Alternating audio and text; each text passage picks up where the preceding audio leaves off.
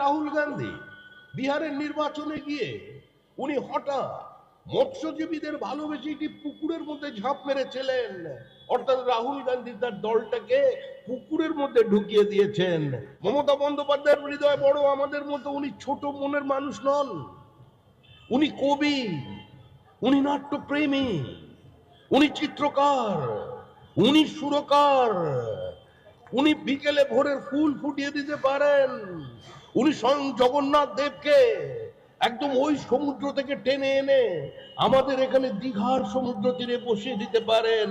আমাদের মুখ্যমন্ত্রী অন্য কোনো প্লেয়ার নয়।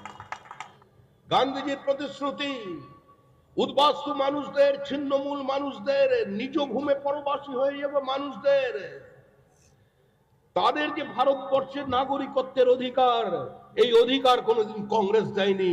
যিনি দিয়েছেন তার নাম নরেন্দ্র দামোদর দাস মোদী, সিএর মধ্যে। আজকে তৃণমূল কংগ্রেস বিভ্রান্তিমূলক প্রচার চালাচ্ছে। তৃণমূল কংগ্রেস বলছে যদি সিএর ফর্ম ফিল আপ করে নিজেদের বাংলাদেশি বলে ঘোষণা করে দিতে হবে, ভবিষ্যতে অসুবিধায় পড়বে। যারা ফর্ম ফিল আপ করছেন না তারা ভবিষ্যতে অসুবিধায় পড়তে পারেন, তৃণমূল কংগ্রেস আপনাদের পাশে থাকবে না। কারণ তৃণমূল কংগ্রেস চলে যাচ্ছে, তৃণমূল কংগ্রেস চলে গেছে। একজন দেখেছিলেন রাহুল গান্ধী বিহারের নির্বাচনে গিয়ে উনি হঠাৎ মৎস্যজীবীদের ভালোবেসে একটি পুকুরের মধ্যে ঝাঁপ মেরেছিলেন।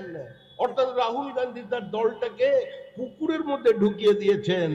আরেকজন বলছেন না, আমি তিনি রিস্ক নিচ্ছেন না জলে যাবার, উনি র্যাম্পে হাঁটছেন, র্যাম্পে। উনি র্যাম্পে হাঁটতে হাঁটতে তৃণমূলকে নিয়ে বাইরে চলে যাবেন। এই হচ্ছে তৃণমূলের বর্তমান অবস্থা। তৃণমূল চলে গেছে, তৃণমূল চলে যাবে, তৃণমূল চলে যাচ্ছে। তৃণমূল লিভিং ফসিল, তৃণমূল জীবন্ত জীবাশ্ম হয়ে গেছে। মানুষ মমতা বন্দ্যোপাধ্যায়কে গ্রহণ করেছিল, পরীক্ষা করেছিল, এখন প্রত্যাখ্যানের সময়। একটা রাজনৈতিক দল যে স্লোগান ছিল রেস্টোরেশন অফ ডেমোক্রেসি, গণতন্ত্রের পুনঃপ্রতিষ্ঠা, আজকে তার বিরুদ্ধে স্লোগান উঠেছে গণতন্ত্রের পুনঃপ্রতিষ্ঠা।